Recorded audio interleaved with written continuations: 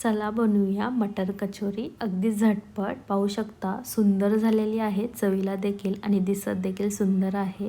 एकदम खुशखुशीत झालेली आहे.